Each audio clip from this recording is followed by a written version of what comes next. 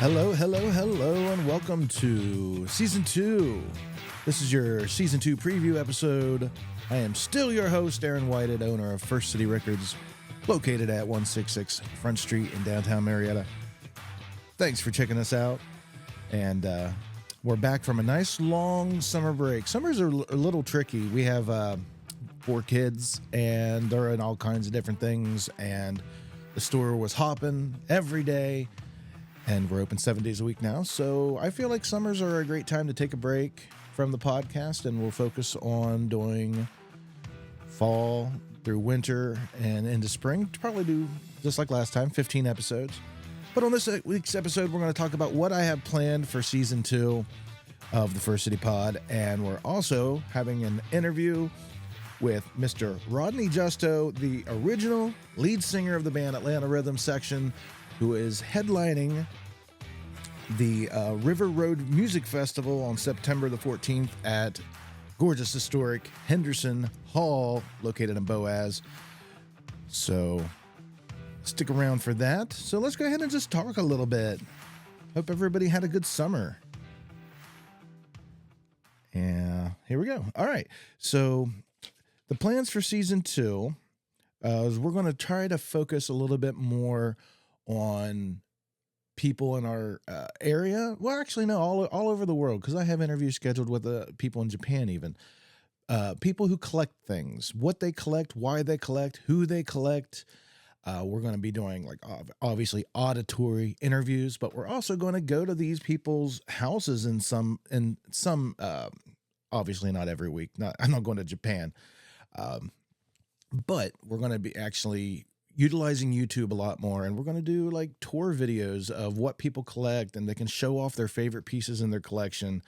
We're still going to talk about the Mid-Ohio Valley, what's going on in the area. We're still going to be bringing in Miss Caitlin Streeter from the People's Bank Theater to talk about upcoming shows. We're still going to talk about what's going to happen on First Fridays. We're definitely going to keep all of those aspects, but the main focus in interviews are going to be focusing more on things that I enjoy, like collecting. Obviously, I collect records. That's no question about that. But there's other things that I like to collect. I like 90s stuff, retro toys, all kinds of stuff. So we're gonna dive into people's personal collections and kind of show that kind of stuff. We're also going to be talking about focusing more on what's going on in the store, the collections that we bring in. I may even film some transactions of people bringing in a collection and how the process of how I bring in a collection goes.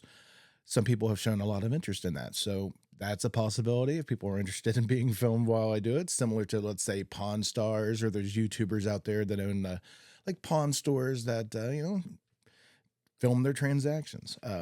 Think that that's something that's definitely on my mind that could work.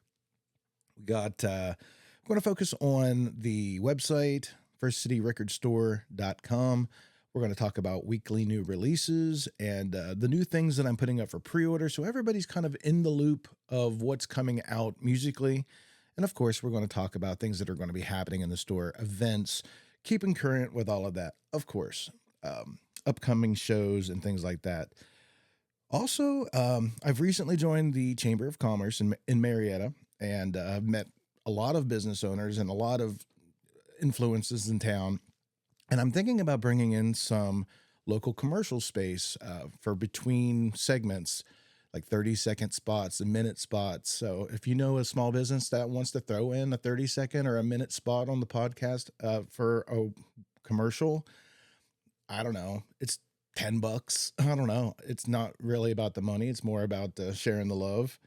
I don't know, but it would be nice to make it make a little bit, I guess. And of course, we're still going to continue to do interviews and roundtables and trivia, and we're going to try to probably do a little bit more games and more fun stuff. I had a really good time at the end of last season. We brought in Micah from the store and did some trivia. I'm thinking something like that would be fun with people that are like really knowledgeable on a specific subject. So possibly some more trivia, some more games, more interaction with the community, the First City Pod community, First City Records community, and obviously the downtown Marietta community as well. So I think that about wraps it up. That's pretty much what I have planned for season 2. I'm going to shoot for 15 episodes. If you have an interesting hobby or a collection and you would like to be part of the show, please reach out to me on the Facebook page. You can reach me at First City Podcast or First City Records on Facebook, or email me at firstcitypodcaster@gmail.com. Now sit back and enjoy my interview with Rodney Justo, the lead singer of the band Atlanta Rhythm Section. Hello, Aaron. I think I wrote down the wrong day, so that is totally on me, but thank you so much for making time today to That's okay. All right, cool. I have 8 questions listed. Feel free to kind of just go over anything that you want to go over. And I'm sorry, 7 is my maximum at questions, Aaron. Oh goodness. Okay. Well, I know which one I'll cross off then. What's your favorite color? No. All right. I'm gonna go ahead. Looking forward to. All right. Cool. Well, I'm very much looking forward to it as well. I don't get to interview a lot of famous people. I've done a few, and it's pretty fun. Oh boy. Yep, it was I don't know you. about the famous part, but whatever. You and the guys from Firehouse and Mick Box from Uriah Heep. That was that is. Oh wow. Yeah, that's now my claim to fame. Yeah. Yeah, you've done all right. All right, guys, we're sitting down with Mr. Rodney Justo, the voice of the Atlanta Rhythm Section that's coming to Henderson Hall, the River Road Music Festival on September the 14th. Welcome in, Rodney. Thank you so much for joining us on the podcast today. Thanks for having me, man. All right, so I'm going to just jump in right in with a question that I ask almost everybody. Since I own a record store, I'd be crazy not to ask this question. Do you still collect vinyl? Did you ever collect vinyl? And do you remember what your first album that you ever remember buying is? I'll tell you what the first album was. The first album was Elvis Presley. The famous one of him holding an acoustic guitar that looked like it's covered in leather, got his mouth wide open. Incidentally, that picture was taken here in Tampa, Florida. It would about 1955, I guess, or 56. Was that his debut album where it's kind of like pink and green? Yeah. Okay, yeah. We actually just got a first pressing copy of that traded into the store about an hour ago, and that's the first time I've ever seen it. Look at you! Yeah, it was really cool to see. I've seen it before, like reissues, but I've never actually held the very first RCA pressing with the little dog, the RCA dog, and the Victrola. Sure. Very, very cool to see. So, you know how many times I'll listen to that, man? I wore that thing out, man. Almost everybody did. So, I've never seen one in great condition either. So usually, you can tell which albums were played to death, especially at parties. And Elvis, especially the early Elvis, is always all roached up because it was played and passed around. Yep. I don't have it anymore. I sure wish I did. Of course, I don't know why. I don't even have a record player, but that's another story. Actually, I do, but it's not hooked up. Oh, okay. Okay, so let's talk a little bit about the early side of your career. I did a little bit of deep dive this morning, and it looks like you broke into the music business and you started or joined a band called the Candymen. I went over to Spotify and listened to that album. I've listened to it 3 times today. I'm in love with it. I need to know if it's on vinyl. I'm going to try to find it for my personal collection. It hits that really good blend of psychedelic pop that was just, it was the sound of the time, and it was just really, really, really good. And then I read on further that you guys are basically the backing band for Roy Orbison, and kind of how did that happen? Do you have any stories from the road, and how did that morph into ARS? That's a good question. It's a little bit of a long answer, so I'll try to be as interesting as I can be and as brief as I can be. Roy was, to my knowledge, the first person to travel with his own band. Now, it was either him or Bobby V. Bobby V traveled with his own band as well at about the same time. Roy went to do a concert in Dothan, Alabama, and he happened to ask a guy named Buddy Bowie, who was managing a local band there, did they read music? He lied and said yes. But they had practiced all of Roy's tunes till they knew every song inside and out to back them up. Now, keep in mind, we're talking pre-Beatles, and these were the days. As I said, most artists were individuals, not bands. So they would show up, and a local band would back them up. Okay, which is also what my band did here in Tampa, Florida. So that band puts together. I got to meet all the guys, and I'd seen them many times. They were the Roy Orbison band, but they were locally known as the Webbs.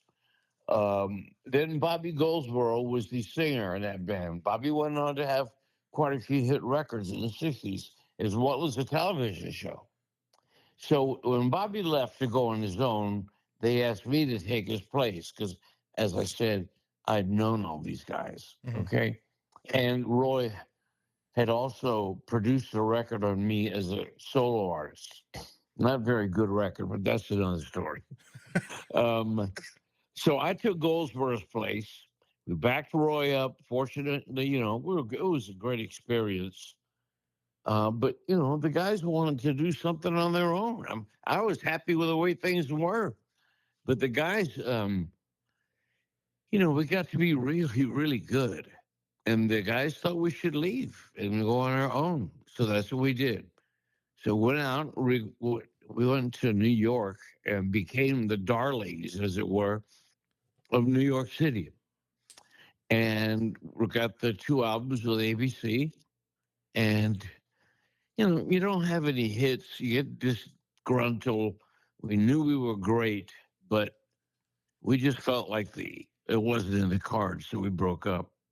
I came home. I get a phone call from the aforementioned Buddy Bowie asking me if I wanted to move to Atlanta to be part of the first super group. His feeling, he had heard an album called Super Sessions with Steve Stills, Al Cooper, and Mike Bloomfield. And he says, if there could be a super sessions, why can't there be a super group? I don't know who you got. He said, I got you, Robert and Dean from the Candyman. I got JR from the Classics 4. And I got two, local musicians that are well known around town. And that's how he put the Atlanta Rhythm section together. 1970. 1970. And then you went into the studio, which leads perfectly into my next question. Studio One in Atlanta. That's where you guys recorded your legendary Yeah. self-titled album in '72. I looked at the list of people that recorded in that studio. We're talking Dio, Leonard Skinner, 38 Special. What did Studio One mean to you personally and to the band? Well, it was some of us actually helped build it. It was in like a commercial strip mall. And believe me, the other tenants were excited to see us show up. They thought there was going to be, rock and rollers all over the place, raising hell, loud music all day. Of course, we worked at night mostly, but, we're insulated. We didn't bother anybody. But like I said, we helped put it together, literally laying carpet, putting up soundproofing. It was a blast. Um, so we had an investment, as it were, in the studio. And we took a lot of pride in the place, while I was there. And you're right. I mean, it was just a good sounding studio. And Buddy's idea was they had the control room. Hard to explain, but normally it's flat and you look at it. Not us. It jutted out into the studio, so we could actually be in the control room and in the studio performance area at the same time. So, it was, none of that means anything if the studio doesn't sound good. Yeah. Unfortunately, we had Rodney Mills, um, to be the head engineer. He put it all together. We had a special board made for us by a guy in Louisville or Louisville. So I wanted to get the pronunciation right, Aaron. Um, so we didn't. The idea, by the way, was that while we're waiting to be this super group and make our own music, we could record other artists and be the band that played for these artists. Like the session band. Okay, exactly, exactly.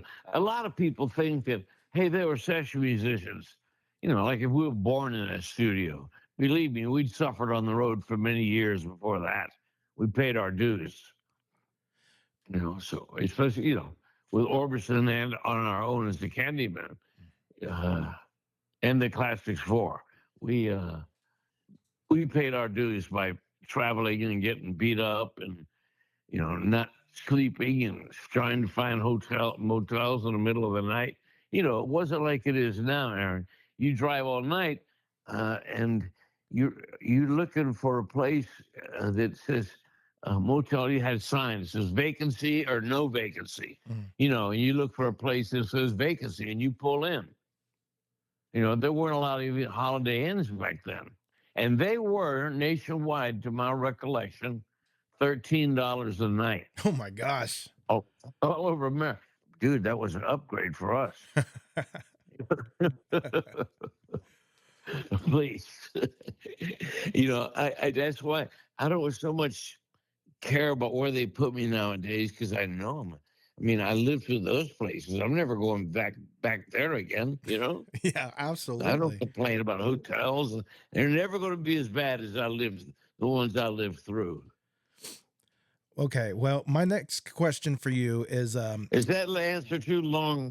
no, I'll try to that was make them absolutely shorter. no, Okay. no, you're the star of this episode. We're going to go Cool. we're going to go as long as you want to go, but I only Yes. came up with 8 really really good questions. Now. Okay.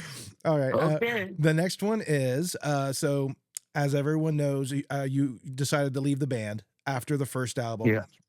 You went to New York, you did your own thing, you other creative avenues. What led you back to the band, and how long was it that you were away exactly? Well, there's a two-part story. I left the band, moved to New York. Now, hard to explain, but I reconnected with my old girlfriend, who became my wife, and I couldn't work. I had no work. I had nothing. I had put together a band. I was working with B.J. Thomas, and we used studio musicians. The top musicians in New York would come on the road with BJ. But, I'd get a call from one of them that said, I can't make that gig next week. I've got to do a jingle. It's a national jingle. I'm going to make a lot of money, blah, blah, blah. And this was going on quite a bit. I had tape of the show. So I would have to go to musicians and say, okay, here, learn this show, come out on the road with us. And they paid a decent amount of money. So they could do that. So I'm working for BJ. I also sang with a guy named Roy Buchanan for a while, a guitar player. Mm-hmm. And that band, the drummer was a singer. He got sick. They asked me to fill in. I said, okay. I had no intention of staying. But I ended up staying for 2 years. I had a band was called Beaver Teeth. We got a record deal with RCA. And we were a pretty good band. In fact, I remember playing once with the Atlanta Rhythm Section that's in someplace in South Georgia. And I did an interview for a radio station. The guy says, wow, how do you feel about opening up for the Atlanta Rhythm Section? I went, to be honest with you, I thought they'd be opening up for me. So, but that went on for a while. Then I'd had enough. I had children I wanted to raise. I had a wife I was overwhelmingly in love with. And I wanted to come home and be a dad and a husband. I didn't want to be gone all the time. So I just left the business. That was it. And I went to nobody was hiring me. I got a job for $150 a week, dusting wine bottles in a chain of grocery stores, Winn Dixie stores, and that was my job for $150 a week. And scared to death, Aaron, that I'm going to be a failure for $150 a week. Mm. Um, and you get better and better. I was determined that nobody would ever outwork me in that place. And luckily, I got a job as a salesman, and I certainly carried that philosophy on. Uh, I went back, and at the same time, they had a problem with Ronnie, or Ronnie had left the band or something. They asked me to come back. They had like 6 dates. And I said, no, I don't sing anymore. Please, you got to help us. You got these dates booked. We need. They told me what they would pay me. I said, hold on, let me get Mr. Justo on the phone. so, so I went back, ended up staying a year. Unfortunately, it didn't work out. They had to do some records with the producer that he and I didn't make it. So I left after a year. Now, fast forward, I go back. I'm still with this company that I used to work for. And my deal with the band then was I really essentially work weekends. If I got a job during the week, I'd take a vacation day. Mhm. So I just stayed there long enough. I'm retired after 28, 29 years. And the band was down to one original guy, and that was the keyboard player. Now, the band has stayed together this whole time, but somebody leaves, you replace them. Somebody leaves, you replace them. So it gotten down to the only one left was the keyboard player. Now Steve Stone, the guitar, one of the guitarists, he's been in the band about 40 years. I mean, please, he's been Wow. around a long time. In fact, I think he's been around longer than any of the original guys were. Wow. So anyway, so I'll be damned if I don't get another call from Buddy Bowie. He I'm just keeps retired. popping up. Yeah, he says, man, and Dean Daughtry and Buddy start talking, and they call me and ask me about coming back. I don't know, man. You know, I haven't sung in a long time. So they called me and talked about it. I said, then they told me that Paul was talking about it was going to come back as well. That was the bass player. Mhm. Now, I don't think there's any band on earth where the bass player is the most recognized band, except for us. People used to say, I used to be in the Atlanta rhythm section. They said, is that big fat guy still in the band? Well, no, he quit the same time as me. But the three of us were going to come back. And now all of a sudden, half of the band is original. So we're going along good. Paul gets sick. Paul dies. So we have to call the guy that we got rid of when Paul came back, who generously came back in the band. And then Dean had to retire. He couldn't take it anymore. He was just getting the crap beat out of him on the road. He was sick. He's in a lot of pain. He had a lot of things wrong with him, Aaron. So, he kind of retired and we replaced him, now. And Mhm. he passed away. So I'm the only one that's still alive. Now, and we get a lot. Hey, Rodney, they advertise us with the original lead singer. I got to let people know, yeah, I'm the original lead singer, but I'm not the guy that sang the hits. Ronnie Hammond sang the hits. Yeah. And you're probably going to ask another question. We'll go, never mind. I'll end that and we'll see what happens. I'm going to throw a curveball. The next one we kind of already Yeah, touched on. okay. My next question was about how the music business has changed over the years. I feel like we've touched on that enough. Um, I do want to ask the Candymen and with Yeah. your time with ARS, there wasn't a hit that led to fame and fortune and whatnot. And that's when things, you move around trying to find the next thing. What does it take for a band to have a hit? Does it take the actual song? Does it take the publicity? Is it just like a perfect storm of everything happening all at once? And when did you get your first taste of success with a hit song? Well, I never had a hit on my own, Aaron. You know, Buddy Bowie used to tell me, he says, I'm sorry I never had a hit record with you. Because first time I heard you, I love the way you sing. I always regretted that I didn't have a hit song with you. And I'm like, I'm cool with it. You know, I've had an unbelievably good life. I tell everybody a full life is the gift. You know, a long life is a bonus. You know, Hmm. but no, I can't complain about my life. It's been pretty remarkable. But to answer your question, well, what does it take? It's a two-part question. Let's go back to what the music business is like today. It's totally different. I mean, the radio business, seriously, it doesn't exist. You know, when I was a kid, it was a singles business. Then it became an albums business. Now it's a singles business, and so much of it is, downloaded. Nobody makes any money. You know, so now these rap artists, they do. Some of them do all right. They got no expenses. You know, we used to record the Studio One or Media Sound in New York or what have you. You know, now a guy's studio's in his closet. You know, Yeah. it's all electronic. Everybody's been replaced. Yeah. It seems like You know, this. rap records in our stores cost so much more than regular albums, and everybody's like, why is this Is, record like we're people wow. are paying like $50 an album. I was like, well, it's all the samples of borrowing from Wow. other people's music. They're having to pay the rights to all of these different artists along the way. Wow. I guess that would be their only real expense, except for the DJ that puts it all Well, together. they don't. They don't pay rights for sampling. No, no, that doesn't happen. The most sampled uh, hip hop beat is Mr. Funky President, James Brown record, played by a white Jewish drummer, by the way.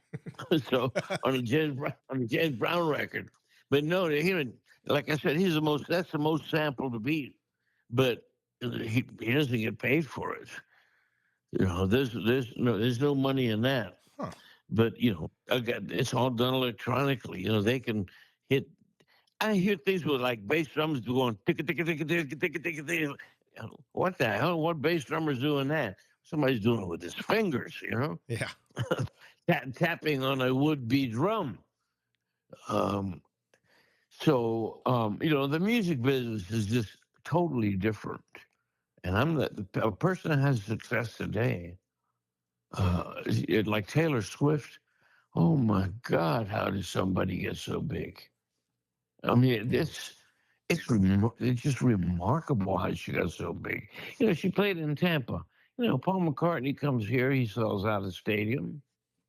Um, I don't know, you can name artists. The Eagles come, they sell out a stadium, Yeah. and you go, my God, they sell out a stadium. She did it for 3 nights. I mean, are you serious? And $600 tickets and Yeah, right. yeah. When I went back with the ARS in 1983, I saw some tickets for like $10.50, and I'm like, holy crap, $10.50. That's expensive. But some people are going to be drawn to live music, but listen, since COVID, it's expensive out there. Airfares, I used to try to keep airfares under $500. Now, if I get one for 500, I'm happy. Yeah. Hotels, if it used to cost you $150, now it's $300. You're renting a car, that's expensive. You got to find ways to make money. That's what we sell merchandise. That helps. Well, the second part to that question was about the hits. I guess would be Oh yeah, what does it take to make a hit? yeah. What And does it take to make a hit? I don't know. I will say that an ideal hit is really a result of the songs. Okay. songs that last a long time. I don't think you're going to get a lot of that now. I don't think that 50 years from now, people are going to be singing to, records that are, 20 ways to say bitch. Yeah. You know, I don't think that's going to happen. We were pretty lucky in my lifetime to have songs that are going to live on. Listen, and we benefit from this to some extent. We do a different show every night, but there's about 7 songs that we have to do. I got to do So Into You. Got to do Imaginary Lover. Got to do Spooky. Got to do Champagne Jam. Yeah. Got to do I'm Not Gonna Let It Bother Me Tonight. Probably have to do It or Die, depending on where we play. So Georgia None of Rhythm, those were like I from my got to do favorite it if album. I play in Georgia. What's that? None of those songs that you just mentioned were off of my favorite album, honestly. I'm a Dog Oh, is Days. that right? I'm a Dog Days guy. That's the one that I grew up with. But I think that's the best album too. By the way, it's got the It, songs that I like the most, yeah. and I thought that was the most creative album. It's I up. like the Red Tape album because it was a rocking album. Yeah, Dog Days to me is Um, just it's upbeat when it needs to be upbeat. It's chill when it needs to be chill. There's really good grooves on yeah, it. It's got that awesome killer second track, the bluesy one, bluesy. I don't remember what it's even called, bluesy something or other. Um, Blues and Mods Flat or something like that. yeah, something like that. It's just a Yeah, yeah, really good yeah. album, and of Well, it course, when I has was Dog younger, Days.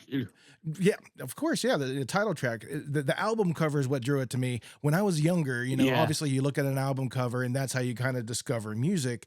yeah, Uh, sure. and that's the one that did it for me, and that's just kind of like the personal favorite. It's stuck with me for the last, I don't know, probably 20, 25 years or so. I love Dog Days, but live it just dies.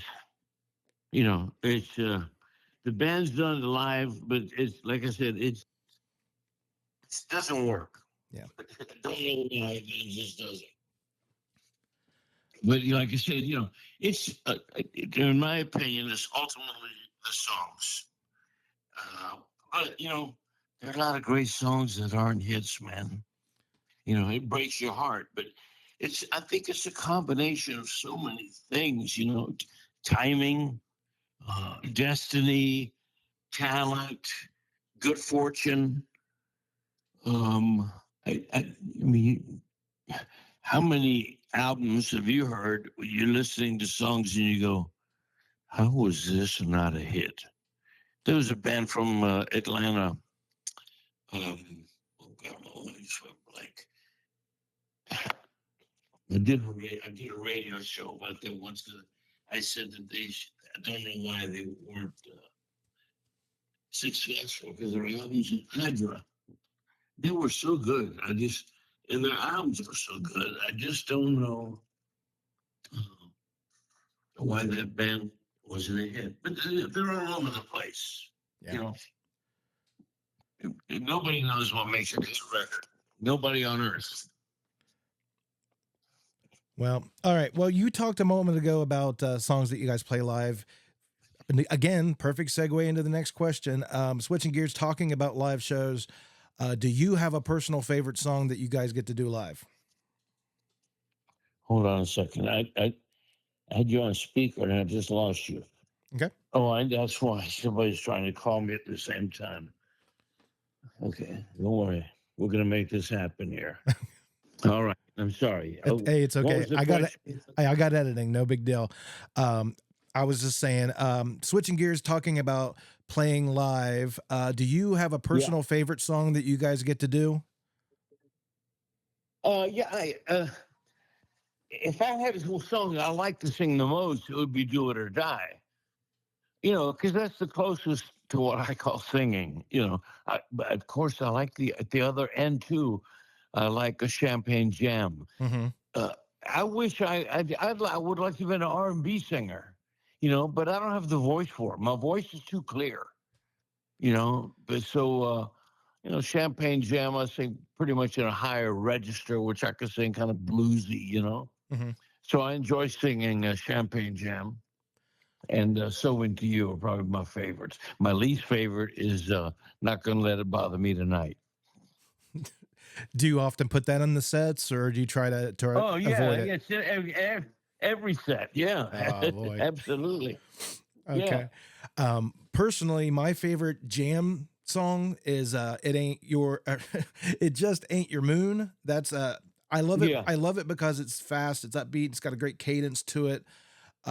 That's a song that you can just put on, you groove to, you get lost in. The musicianship in the band, especially during like I said, that Dog Days album, the musicianship is something that, like you said, you guys were incredible session musicians. You were incredible band.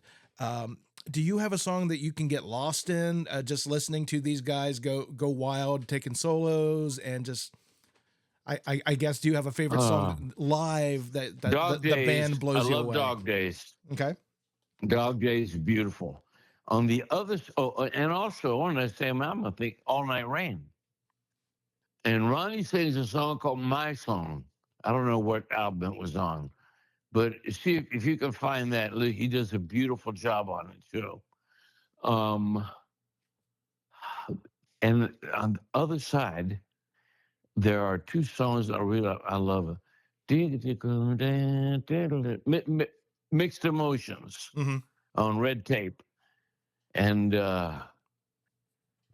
what's it? The other song I like so much. Oh, What a Feeling. Okay. Listen to those two on the Red Tape album. Those are great. That whole album is more, rocking than most of the albums. Okay. Well, that was a great answer there. I just thought of another question. I'm going to throw it out there and Yeah. I'm going to see what sticks here. Um, if you had written one song in history, what song do you wish you would have performed? If anybody's Yesterday is the song. most. Yesterday is the most widely played song ever, and makes the most money out of any song. Yeah. So based on that, that That's would be nice. Now, if you, I will tell you this: if you want to know what songs I envy the most because of their writing skills, one would be "At 17" by Janice Ian. I saw those words written down. Somebody talking about Janice Ian writing this song, and see if I can remember what the words are. For those of us, oh crap, who is for those of us who, my mind just went blank, but it has to do with playing solitaire by yourself. It's a sad, sad song. I love that song. I like Vincent by Don McLean. That's very beautifully descriptive. And there's probably about 10 songs by Paul Simon uh, that are little masterpieces to me. yeah. He's one of I my think got a personal wall favorites. in China. It's 1,000 miles long. It'll take a little time to get. When something goes right, listen to that song. Oh yeah, Uh, beautiful song. My favorite Paul Simon is oh, American Tune. Lyrically, it's beautiful. great, but my God, playing that on guitar is impossible. There's so many minors and key changes and weird chords. I don't know He's how a he does that. beautiful guitar player, right? And the melodies he writes and the chords is, they're almost scientific. Hmm. He's I always wanted to sing background on a Paul Simon album, a Billy Joel album, a Paul McCartney album. Didn't get close to any of them, but I always wanted to work with those three artists. But Paul Simon, oh please, the way he had a record out, I went, oh God, this is so corny. What the hell? He's slipping. That song was a slip sliding away. Ah, And I thought, oh, this is too corny, it's too commercial. And then I really sat down and listened to the words. The last verse is God only knows, God makes his plan. The situation is unavailable to the mortal man. We work our jobs, collect our pay.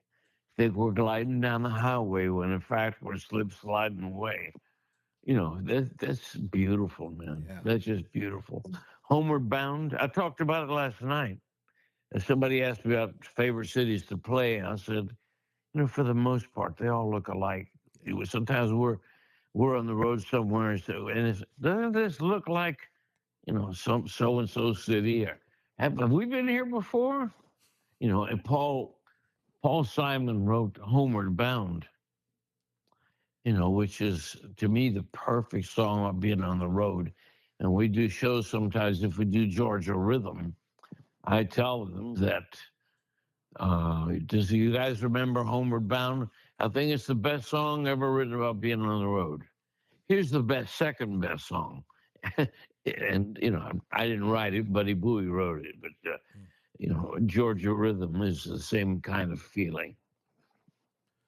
You got Same really kind good of taste. You song. got really good taste in music. That's what I gotta say. Oh, thanks, thank you. All right. Well, I'd be dumb if I didn't ask I you this. admire songwriters.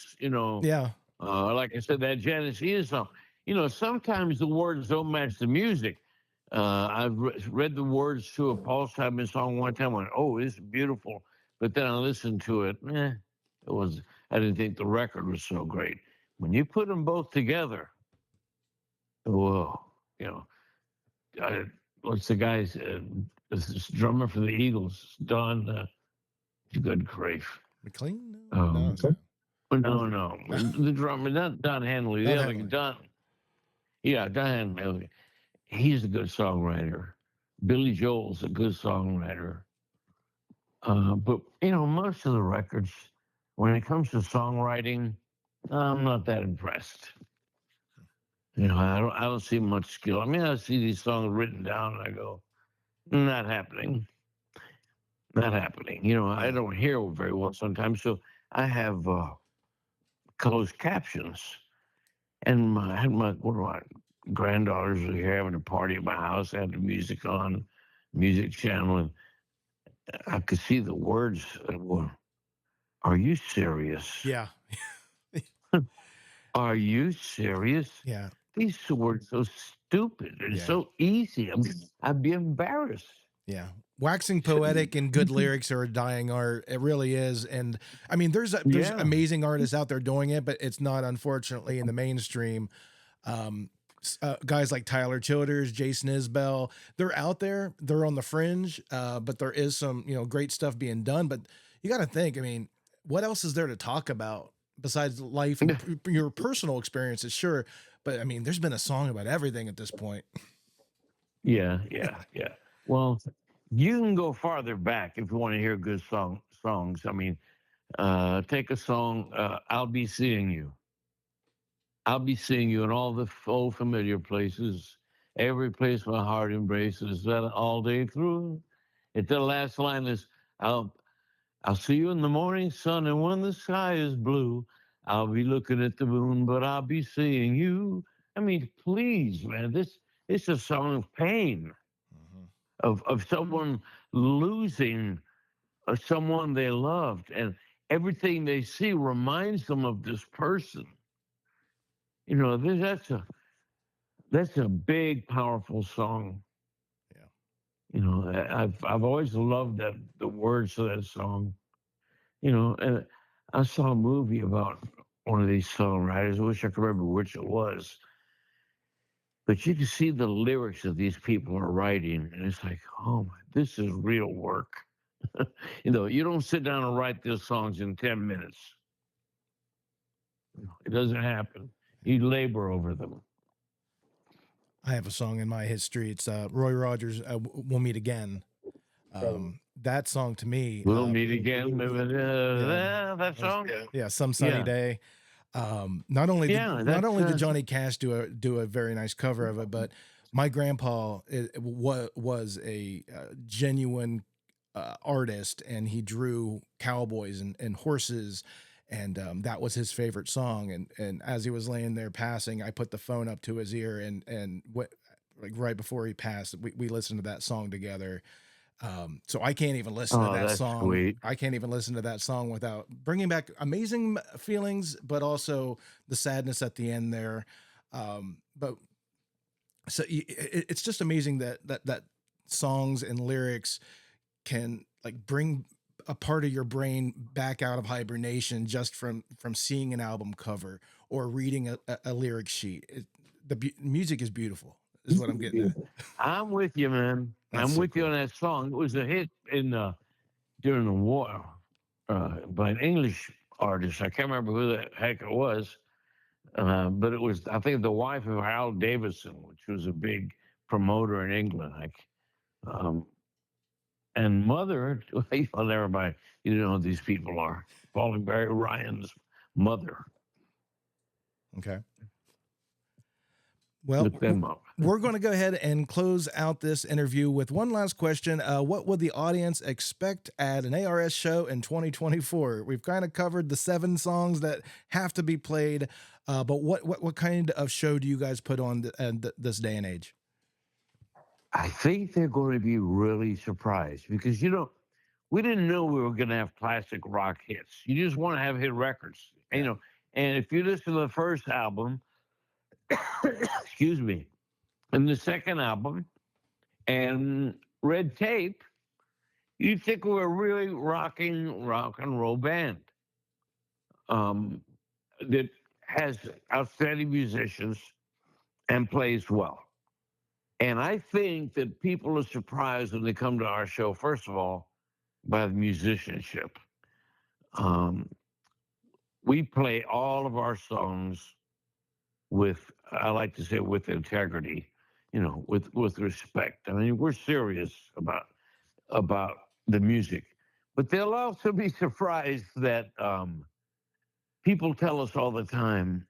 Well, the 2 things I always hear. One is, "Oh my God, thank you. I just relived my entire college experience tonight." Because songs mean things to people, as we just discussed. And the other thing is, they always say, "You guys look like you're having so much fun." We are. We are doing things to each other on stage that they would never, audience may not catch, but we keep it fun on stage. We do things to each other, we just do things. So they'll hear the song played with integrity. They're going to see a band having a good time. We have a genuine love and respect for our audience, and I don't want anyone to be disappointed. It's that simple. I just, if they think that we're not good, it would hurt me. Yeah. Well, I can't wait to be there and hear you. My friend Robert, who is he comes to the store almost every day. He told me specifically, you have to tell him how much I love him. Thanks. It's Billy Joel and ARS. Those are his 2 go-to favorite bands. Oh, He'll definitely be there as well. And I definitely want to invite you guys, if you have free time during the day, run across the river and visit me at the record store, First City Records. If not, I'll see you at the concert. But you're just one of those guys I could talk to all day. Like, you have, I'm sure we just scratched the surface, man. We can do this again sometime. I enjoy it. Awesome. I believe we're going a day early, so maybe I'll bop across the river and go see you. All right, that would be awesome. That would be great. Well, I appreciate 'cause you. We're flying to Columbus. Okay, and then driving from Columbus. It's only about an hour. All right, man. It's about an hour and a half from Columbus. You're going to really like Henderson Hall. Boaz is a really kind of a weird place. It's the little flat patch of ground between two bigger cities. But it's right there. That Henderson Hall is one of the most historic sites. They do like Civil War reenactment kind of things there. It's got chock full of history. It's a great location. It's the River Road Music Festival on September the 14th, headlined by Atlanta Rhythm Section. Rodney, thank you so much for hanging out with me. Aaron, thank you. I'm sorry I missed the earlier opportunity to speak with you. That's my fault. All right. Well, we'll see you here in just a couple weeks, Rodney. Thank you. God bless, and we'll talk to you soon. All right. Be good to yourself. Thanks. All right. Bye, brother. Bye-bye. Hey, now wasn't that fun? I seriously could talk to that guy for hours. He just has that pleasant aura about him. And that was really fun for me. I hope you guys enjoyed that interview with Rodney Justo, the original lead singer of ARS Atlanta Rhythm Section, headlining the River Road Music Fest, September the 14th. Henderson Hall, Boaz between Marietta and Parkersburg. I'll be there. And yeah, that was really cool. We're giving away 2 free tickets to the show. Here's how you're going to win those free tickets. Spend $10 or more in the store and you can be entered and given a raffle ticket, or go to Henderson Hall, take a tour, and then bring the receipt to First City Records, and that is another way to be entered in. And we are going to be drawing live on Facebook for you guys to win those 2 free tickets. That's a $70 value. Probably the day or two before the concert. Be watching our social media. First City Records on Facebook. That's where we do most of our dealings here. But lastly, we got First Friday coming up tomorrow. And we got Cutler Station playing. We're going to do a 10% off used vinyl from 5 to 9. And it is Stern Wheel Fest weekend, so perfect time to head downtown, support local business, have some fun, eat some really greasy food. And I'm looking forward to being back. This is a preamble, episode 0. We'll see y'all real soon. Be looking for these changes. Take care, and bye-bye.